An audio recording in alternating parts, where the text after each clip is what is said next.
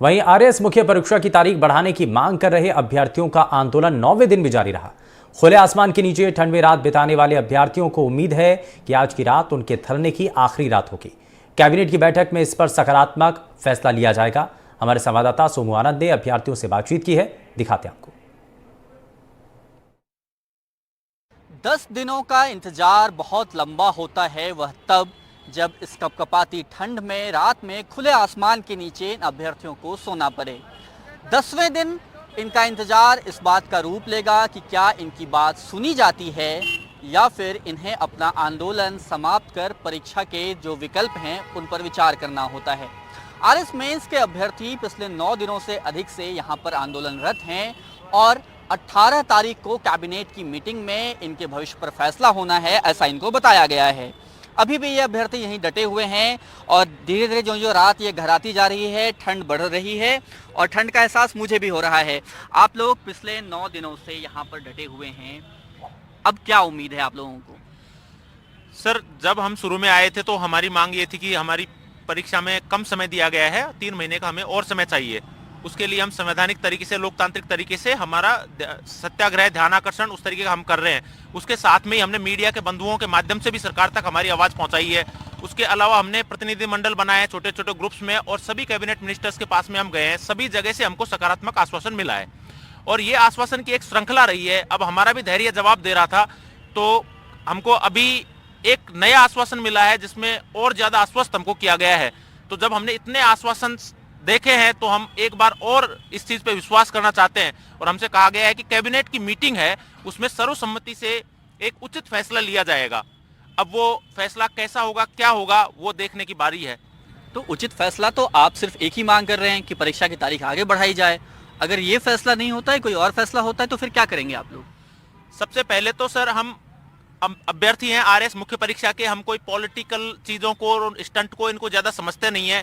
अब राजनीति में अंदर क्या है, उचित फैसले का मतलब क्या होता है, हमारे हिसाब से तो उचित फैसला मतलब अभ्यर्थियों के हित में फैसला। हम तो इसको इसी तरीके से इंटरप्रेट कर रहे हैं। जी, आप भी यहाँ पर हैं पिछले 9 दिनों से लगातार? हाँ जी सर। जी, बहुत समस्या होती होगी खासतौर पे आपको, क्योंकि आप लड़की हैं। और आपने कैसे चुना कि आपको 10 दिन तक, 9 दिन तक यहाँ जो आंदोलन चल रहा है उसमें रहना है? घर वालों से भी दबाव आता होगा, क्या कहते थे घर वाले? सर 31 को हम 25 लड़कियां, एक डेलीगेशन सीएम से मिलने गया था। वो 25 लड़कियां अलग अलग डिस्ट्रिक्ट से थी, राजस्थान की अलग अलग कम्युनिटी से थी। तो सीएम सर ने कहा कि आपको टाइम चाहिए ना, आपको टाइम दिया जाएगा। अगर आप कोई लीडर वगैरह नहीं हो, हमने कहा नहीं सर, हम कोई लीडर नहीं है, हमको टाइम चाहिए। तो उस दिन हमको लग गया था कि 1-2 दिन में प्रेस नोट आ जाएगा, बट वो आगे डिले होता गया डिसीजन। बहुत सारे जो यहाँ के लीडर्स थे उन्होंने भी आश्वासन दिया कि जल्दी आपका पोस्टपोन लेटर आएगा। लास्ट में अंत में हम हार गए और इधर आके बैठ गए। तो इससे प्रेशर क्रिएट करने की ट्राई किया हमने गवर्नमेंट पे। और घर वाले कितना तैयार हुए कि आप रात में यहाँ रुकेंगी, आंदोलन में बाकी लोगों के साथ रहेंगी? इसके लिए घर वाले तैयार हो गए आसानी से?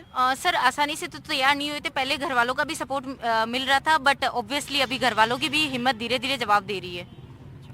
घर से कंटिन्यू। अब क्या करेंगी अगर कल आपके पक्ष में परिणाम नहीं आता है, फैसला नहीं आता है, तो क्या करेंगी आप लोग? सर हमने पहले से सोचा हुआ है और गवर्नमेंट का जितना आश्वासन हमको मिला है उससे हमको लग रहा है कि बहुत सकारात्मक जवाब आने वाला है और हमारे पक्ष में डिसीजन आने वाला है। जी, तो देखिए, उम्मीद के सहारे ही ये सभी अभ्यर्थी यहाँ पर बैठे हुए हैं। कुछ और अभ्यर्थियों से मैं बात करने की कोशिश करूँगा।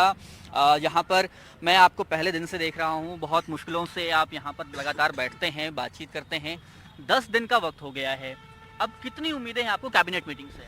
चलो 10 दिन में मेरा 7-8 दिन मेरा भूख हड़ताल पे चला गया। अभी मैं खाना खाया नहीं है, त्यागी है। आज मैंने जूस जरूर पिया। सभी के 19,000 अभ्यर्थियों के लोगों से मैं सुननी पड़ती है कि मेरे ऊपर निर्भर है। तो मेरा एक ही मकसद है सर, मैं आपके सामने एक ही मांग रख रहा हूँ, आरएस पोस्टपोन 2023। इसका बेसिक रीज़न यही है। कल रीजन तो पता है, आपने बताया है कई बार। कल अगर आपके पक्ष में फैसला नहीं आता है, कैबिनेट भी कहती है कि नहीं आपको 27-28 को ही परीक्षा देनी होगी, फिर क्या करेंगे आप लोग? तो सर कुछ सचिवालय के शायद समाज, बुद्धिजीवियों, पत्रकारों सभी का सहयोग दिया। जितने भी लोग आए हमसे मिलने, अग्रवाल, वैष्णव, बिश्नोई, जाट, पटेल, महासभा, सभी लोगों ने बोला कि अगर आप सरकार सुबह कैबिनेट मिनिस्ट्री बैठक होने जा रही है।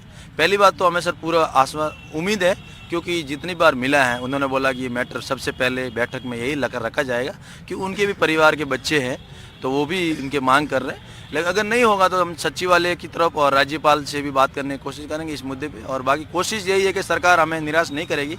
और भजन लाल जी नए सीएम शहर है, मुझे ऊपरी अपील है। जाहिर तौर पे इन सभी अभ्यर्थियों को इस बात की उम्मीद है कि आज की रात जो है वो इनकी आखिरी रात होगी राजस्थान विश्वविद्यालय में, और कल इनकी बात सुन ली जाएगी जब कैबिनेट की बैठक होगी। तो अब सबकी नज़रें इसी पर टिकी हुई हैं कि कैबिनेट की बैठक में क्या कुछ निर्णय होता है। कैमरा पर्सन पुष्पेंद्र तिवारी के साथ सोमू आनंद, NDTV।